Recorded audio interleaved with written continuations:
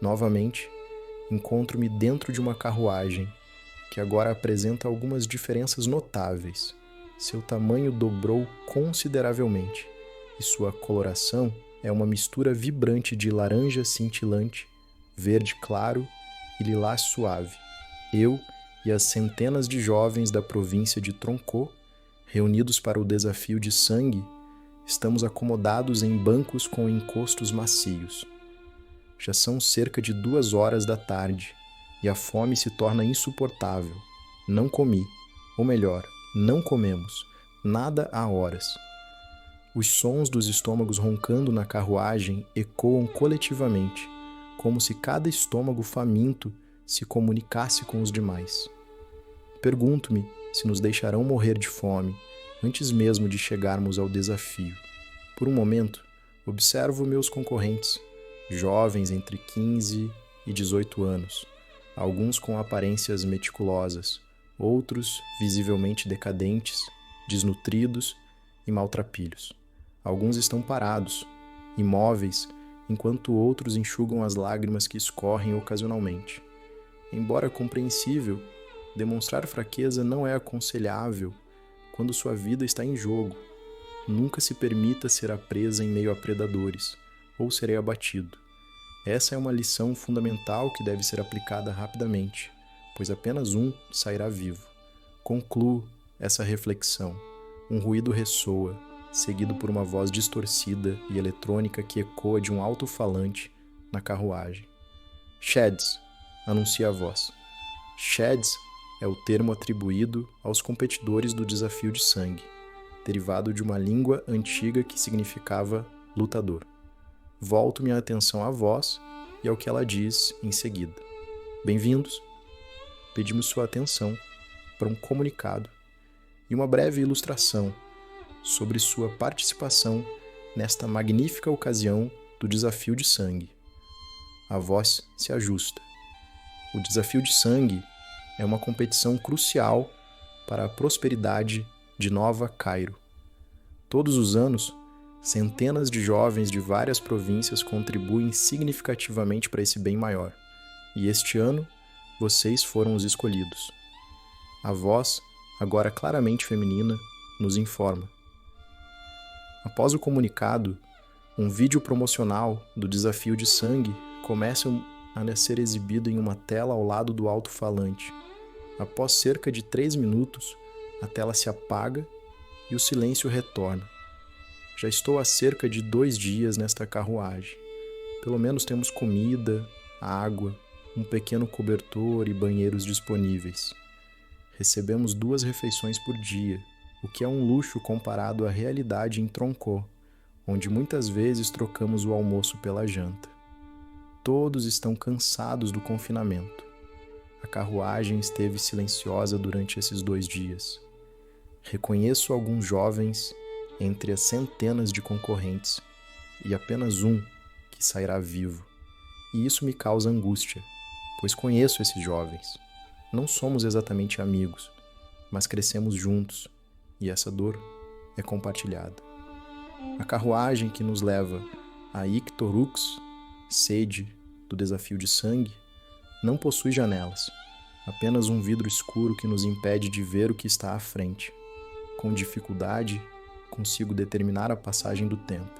Por exemplo, sei que já estamos aqui há 3 dias e 12 horas, pois aprendi a guardar na mente os pontos de luminosidade solar, e meu próprio organismo me ajuda a contar as horas. Quando meu estômago ronca, meu corpo se sente fatigado, ou a sonolência se instala. No entanto, essa habilidade é prejudicada no confinamento, e não tenho precisão total. Quando completamos 4 dias dentro da carruagem, o vidro escuro se rompe, revelando uma vista que nos deixa a todos maravilhados. Não sou exceção. Estou fascinado pela diversidade de cores que a província de Ictorux oferece. Enormes pirâmides de mármore e arenito, com pontas douradas adornadas com pedras preciosas, contrastam com edifícios egípcios que exibem monumentos de animais talhados em ouro e bronze. As cores vibrantes estão por todos os lados, e um enorme rio flui da maior pirâmide, serpenteando pela cidade como raízes de árvores entrelaçadas. Seus cidadãos, robustos e de fisionomias alegres, parecem viver sem preocupações, vestindo roupas extravagantes adornadas com joias. Ictorrux é divinal, para dizer o mínimo, e a tecnologia está presente em cada esquina, nos transportes de carga, no comércio e até no topo de algumas pirâmides menores que flutuam sobre a cidade. Minha limitação vocabular me impede de descrever toda a grandeza de Ictorrux. A carruagem avança mais profundamente na cidade, até que nos deparamos com 5 grandes pirâmides, cada uma com colorações e características únicas e familiares.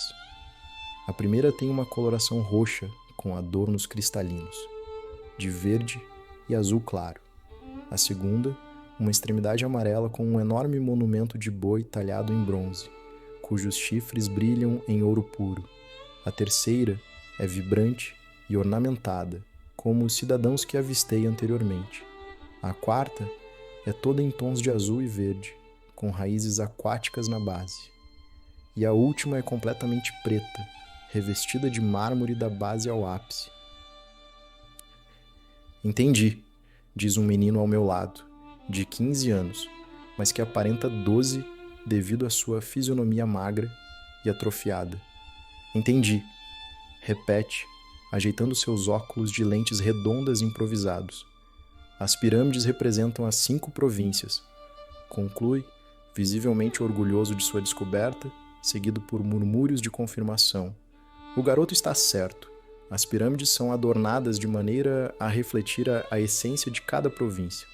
Após esse momento de admiração, a carruagem adentra a primeira pirâmide, que imagino ser a que representa Salfiu, devido ao seu enorme colar de esmeraldas e safiras. Quando a carruagem para, percebo que outras já estão estacionadas, certamente aguardando os competidores das demais províncias. Desembarcamos e entramos em um corredor imenso, tanto em comprimento quanto em largura, iluminado por luzes lilazes que proporcionam boa visibilidade. Ao final do corredor, encontramos um ginásio esférico com colunas de mármore e ouro em suas extremidades circulares. Todos os competidores de todas as províncias estão misturados no centro do ginásio, que, mesmo com a vastidão de pessoas, mantém sua grandiosidade. Eu e os jovens da província de Troncó nos juntamos aos demais competidores.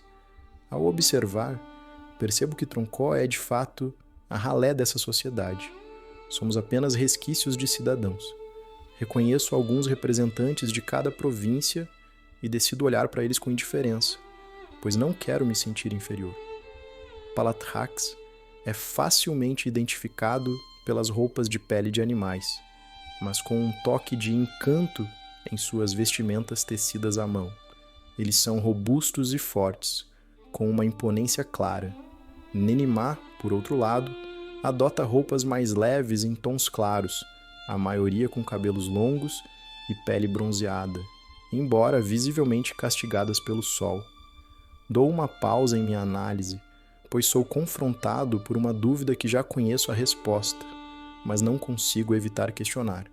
Existem poucos sheds da província de Ictorrux e Salfiu, o que sugere que as listas de devedores do sistema nessas províncias são quase inexistentes.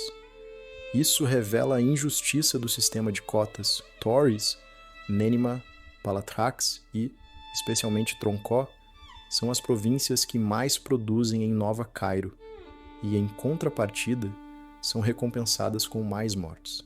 Olho para baixo e, como um fantasma que me atormenta, a canção de meu pai vem à mente. Porém, ao invés de me entristecer ou enfurecer, a melodia me acalma. Desisto de julgar o sistema hipócrita que governa Nova Cairo e volto esta atenção a um homem imponente que sobe a um palco, com tochas acesas em um recipiente arredondado ao seu redor, sua roupa cintilante refletindo as chamas. É impressionante como roupas e adornos brilhantes, quando usados adequadamente, podem transmitir uma autoridade avassaladora. Lutadores, diz o homem pomposo, sua voz ecoando pelo ginásio. É uma honra recebê-los na casa de Salfir. Imagino que ele se refira à pirâmide em que estamos. Como todos sabem, vocês estão aqui com um propósito: sobreviver e, com isso, alcançar a grandeza que o reino de Ictor-Rux tem a oferecer aos dignos. Continua o homem. Com olhos hesitantes, percebo que todos os jovens estão extremamente atentos ao discurso, talvez por medo ou pela esperança de absorver as palavras do orador como uma forma de incentivo, mas a apreensão é evidente, inclusive em mim. Volto minha atenção ao discursante. O desafio de sangue é uma competição sem desistências, ou seja, uma vez dentro do desafio, só se sai vitorioso ou derrotado. Serão 5 desafios que retratarão um pouco dos costumes de cada província. Quando houver apenas um sobrevivente de cada província, o desafio de sangue se encerrará, e os 5 lutadores que resistirem até o fim serão declarados campeões, dignos de alcançar um posto de honra e voz na sociedade. Ele pausa, respira e, com um sorriso, continua. Bem-vindos ao desafio de sangue. Um vento forte sopra e apaga as tochas do ginásio, que se transforma em um abismo de escuridão aterradora. Não consigo ver nada. A sensação é como uma cegueira repentina. Do nada, uma voz surge. Lutadores, atenção! Vocês têm apenas 5 minutos para encontrar a saída do ginásio. Neste momento, armadilhas mortais foram ativadas em todo o espaço e estima-se que 20% de vocês morrerão nelas. Usem suas memórias e confiem em seu tato. Sobrevivam. Que comece o primeiro desafio. Quando um apito soa, um caos de gritos, lamentos e choros se instala no ginásio. Sons de passos e corridas são constantes e ensurdecedores. Pessoas esbarram em mim, fazendo-me perder o equilíbrio e cair no chão, sendo parcialmente pisoteado. Estou completamente desorientado, tentando me levantar, mas cada tentativa é frustrada por um novo esbarrão que me leva de volta ao chão. Arrasto-me lentamente, enquanto ouço gritos, o som de lâminas e ossos se quebrando. Tento me manter calmo, mas é impossível. Faço as contas e concluo que já se passaram 2 minutos. Continuo me arrastando em meio ao desespero e à confusão que tomam conta deste véu de penumbra e angústia. Sinto que estou mergulhando em uma poça viscosa, antes de perceber que o conteúdo pegajoso é sangue. O medo me consome e me encolho em posição fetal, protegendo minha cabeça para não ser contundido pelos pisoteios. Continuo contando. 48, 47, 46, 45. Cada segundo é uma dor agonizante. Estou sem ar, mas não me permito desmaiar. 27, 26, 25. Droga, vou morrer, penso. Quando meu desespero atinge o auge e me permito gritar, as luzes se acendem. Sinto uma dor nos olhos e eles embaçam. Quando recupero o foco, fico horrorizado com o que vejo. Corpos decapitados, jovens em armadilhas já sem vida, poças de sangue por toda parte. Estou ao lado de um menino que imagino ser da província de Nenimá, devido às suas vestimentas anteriormente claras, agora manchadas de sangue que escorre de um ferimento em suas costas. Olho ao redor e vejo corpos mortos, mas também sobreviventes. Alguns estão em choque, como se ainda não tivessem consciência do ocorrido. Outros estão no chão, aliviados pelo tormento ter acabado. Um menino permanece gritando até que um grupo de sua província chega para tranquilizá-lo. Parabéns aos sobreviventes. Podem avançar. Serão levados aos vestiários, onde receberão o uniforme e o número de seus dormitórios. Diz a voz que anunciou o início do primeiro desafio. Todos permanecem imóveis. Ninguém ousa dar um passo por medo de ativar alguma armadilha, quando de repente uma porta surge no interior da pirâmide. Sob o palco exaltado que se mantém intacto, e um grupo de supervisores começa a conduzir os jovens amedrontados em direção à saída. Quando finalmente consigo controlar meu corpo, sigo para fora do ginásio. Dou uma pausa ao notar algo que chama minha atenção. A uns 2 metros acima de mim está o corpo de um rapaz pálido, preso por correntes atadas aos membros, enquanto um solavanco puxa seu pescoço para trás, partindo sua cabeça. A cena se torna ainda mais grotesca quando percebo que se trata de Klaus Hollis, um antigo amigo da escola. Klaus era introvertido e quieto.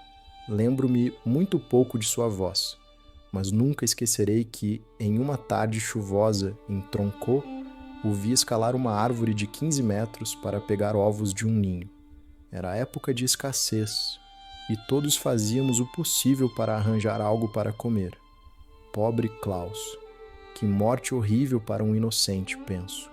Somos levados a um setor que possui diversos tonéis com cabeças de águia forjadas em platina, de onde jorram águas cristalinas e frescas. Os supervisores nos instruem a nos banhar e trocar de roupas. Olho para minhas vestes, surpreso com o quanto estão manchadas de sangue. Meu rosto e cabelos também estão cobertos por sangue quente que prejudica minha visão. Vou até um dos tonéis e me banho. Quando a água entra em contato com minha pele, uma ardência aguda se instala em meu braço e percebo que me lesionei durante o apagão. Olho para a ferida que ainda sangra, mas não é grave. 20% de vocês morrerão. 20%. Nossas mortes são estatísticas para eles. Somos apenas números. Quando morremos aqui, não existem mais Grai, nem Ru, nem Kali. Apenas números, penso. Ao lembrar dos jovens mortos no ginásio, meus vizinhos, pessoas que brincaram comigo quando éramos crianças, e agora não voltarão para casa e nunca mais verão Tronco. Quando terminamos o banho, recebemos nossos uniformes. Uma camisa lisa de manga curta e calças longas. Todos os competidores recebem o mesmo modelo, mas em cores diferentes que representam suas respectivas províncias.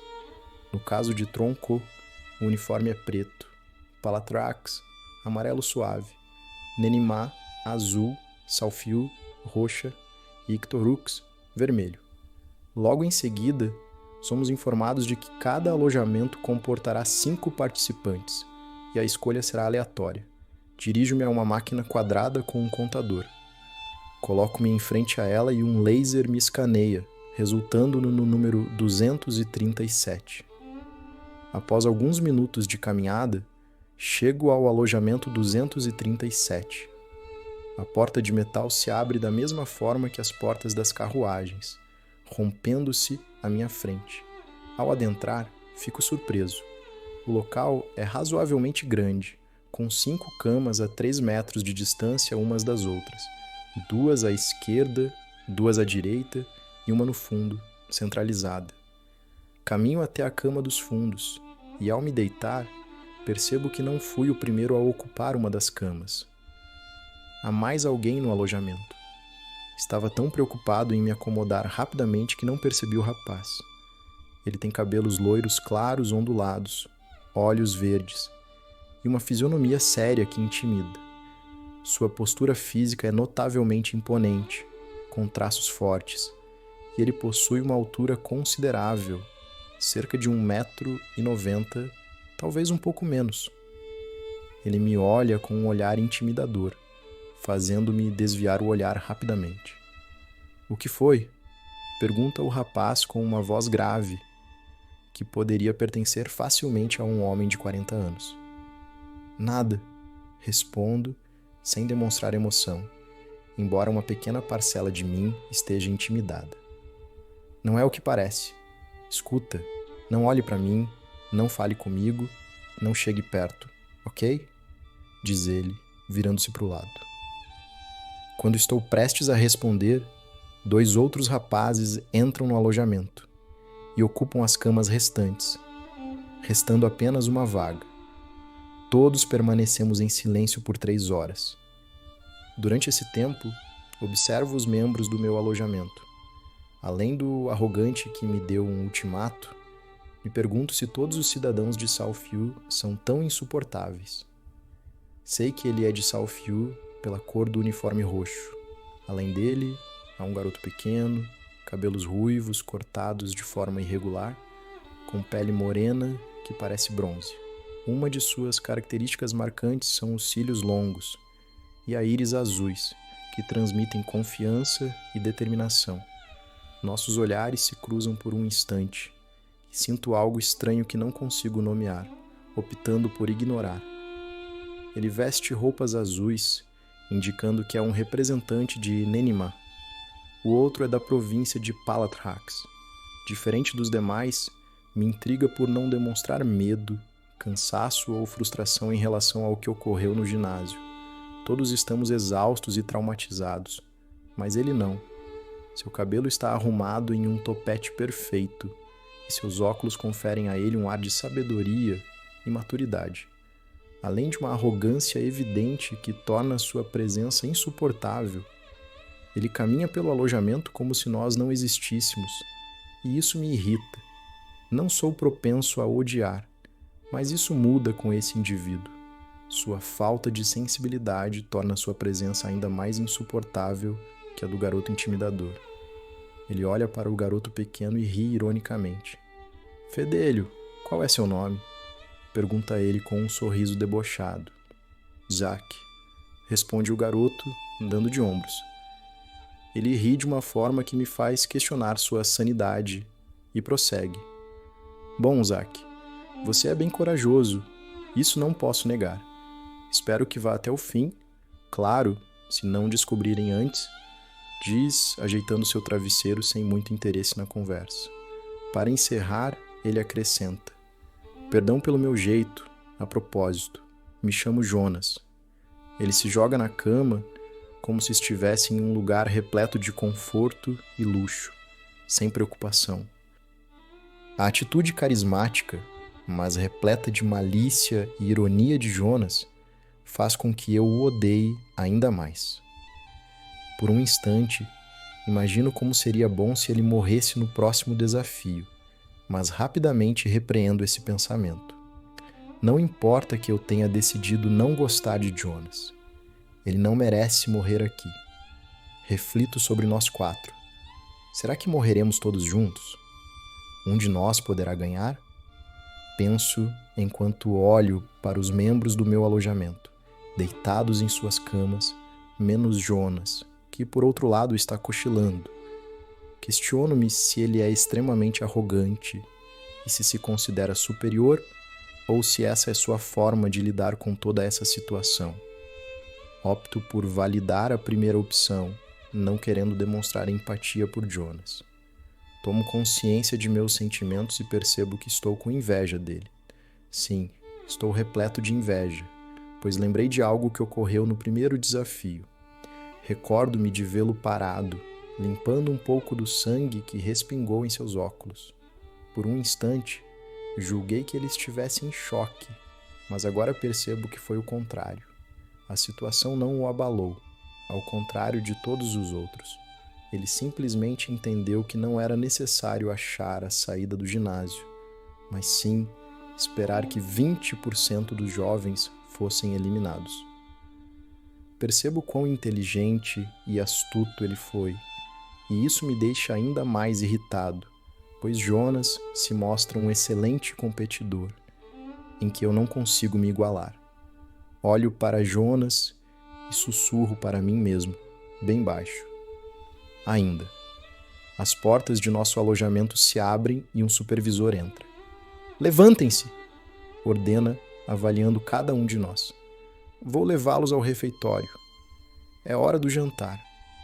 Ele se vira e sai do alojamento, e todos o seguimos, com o rapaz nervoso hesitando antes de se juntar a nós.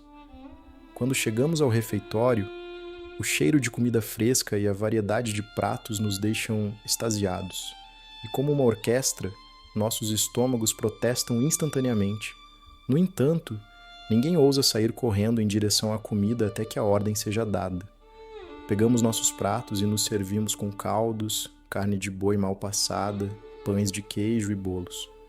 Há dezenas de jarros com líquidos adocicados de diversas colorações e sabores peculiares. Depois de nos servirmos, nos espalhamos pelo refeitório. Não somos entrosados, então faz sentido. Dirijo-me a uma mesa no fundo e me sento sozinho. Aproveito o tempo para contar quantos participantes ainda permanecem. Levo alguns minutos para concluir a contagem. 483. 483 jovens ainda estão vivos no desafio. O pensamento de que todos eles estarão mortos em algumas semanas, de que eu também posso estar morto em algumas semanas, interfere em meu apetite. Empurro a bandeja e observo meus colegas de alojamento. Zack, o garoto pequeno com traços peculiares, está comendo próximo a outros membros de sua província. Mas ninguém está conversando. Jonas está sentado com as pernas cruzadas sobre a mesa. A cerca de 10 metros de mim, jogando uma maçã para cima, enquanto seus olhos analisam atentamente o refeitório. Percebo que ele está estudando os demais participantes, algo que não me surpreende, pois sei que ele é extremamente esperto. Por um instante, ele volta seu olhar para mim e acena com um tchauzinho, seguido de uma piscadela debochada, o que me indigna. Ele nasceu com o talento de me irritar, e sinto que ele já sabe disso. Decido ignorá-lo e voltar minha atenção ao garoto nervoso da província de Southfield, cujo nome ainda não sei. Southfield é uma província rica, assim como Ictorux. Então, como é possível haver devedores do sistema nessas cidades?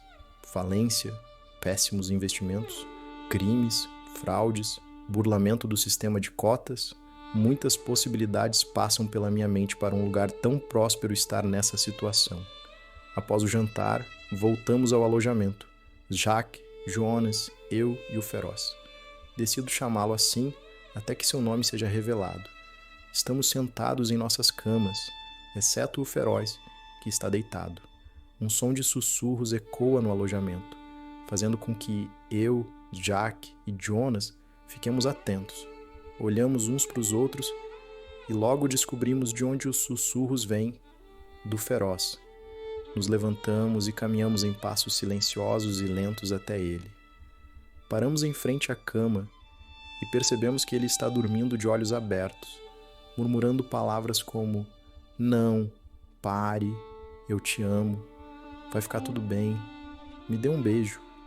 Jonas ri silenciosamente e percebo que Zack também está se divertindo. Eu também. A cena é engraçada. Jack imita a expressão bizarra do Feroz. E nós três não conseguimos conter as risadas, fazendo um mínimo som que faz o Feroz acordar. Corremos de volta para nossas camas como crianças travessas, logo após concluir nossa brincadeira. Ele nos encara com um olhar mortal, como um animal pronto para atacar. Para quem implora por um beijo, seu olhar é bem ameaçador, diz Jonas, deitado com as mãos atrás da cabeça. O que você disse? Rosna o Feroz para Jonas. Ah, qual é? Se acalme, burguês. Seja um bom anfitrião, já que estamos na pirâmide que representa sua província. Retruca Jonas, desafiador. Você está me desafiando? Diz o Feroz, levantando-se. Jonas também se levanta e fica cara a cara com o Feroz, que o encara com intensidade. Jonas solta: escuta, não vou repetir. Aqui, você não é superior a mim. Aqui, você é da mesma ralé que eu. Não tem status nem méritos. Você é apenas mais um endividado que vai morrer como todos nós. Bota isso na sua cabeça, burguês. Desdenha Jonas. Eu odeio Jonas, e isso é um fato. Mas não posso negar que suas palavras ditas ao Feroz me fazem criar um quase inexistente respeito por ele. Quando Jonas e o Feroz estão prestes a brigar, ouço a voz fina de Zack dizendo: não percam seu tempo se matando aqui. É muito melhor esperarem para morrer no próximo desafio. Zack diz ao se deitar, ignorando os dois. Volto minha atenção para Jonas e o Feroz que parecem ter suas determinações de lutarem um contra o outro diminuídas pelas palavras de Jack. Vamos dormir. É o melhor que podemos fazer. Digo, me deitando e ignorando o resto. Jonas também se deita, e o feroz também o faz. De repente, o feroz me olha como se meus pensamentos não estivessem ocultos para ele e diz: Não sou burguês. Meu nome é Darvus, diz o feroz. Darvus parece um nome de burguês para mim, diz Jonas. E então, todos vamos dormir. No dia seguinte, estamos todos reunidos. 483 participantes no ginásio, que outrora foi cenário de um massacre carmesim, agora está limpo e exala o cheiro de flores e orvalho. Estamos aglomerados e imóveis, ainda traumatizados pelo recente apagão. É nítido que até nossos passos são hesitantes, temerosos de ativar alguma armadilha. Um supervisor se aproxima e diz: Shads, agora restam 483 de vocês. Todos já estão garantidos para a próxima fase do desafio de sangue, que acontecerá na casa de Palatrax. Olho para Jonas, pois sei que ele é um dos representantes de Palatrax. Ele está sério, com os braços cruzados, como se sua atenção fosse totalmente voltada ao supervisor, algo que sei ser falso. Jonas é um observador natural, com talentos ocultos. Certamente, seus pensamentos estão formulando estratégias, pois só saberemos sobre o próximo desafio quando formos para a pirâmide seguinte. O supervisor nos passa mais algumas informações, como o fato de que os próximos desafios não serão mais repentinos. Teremos tempo para nos prepararmos.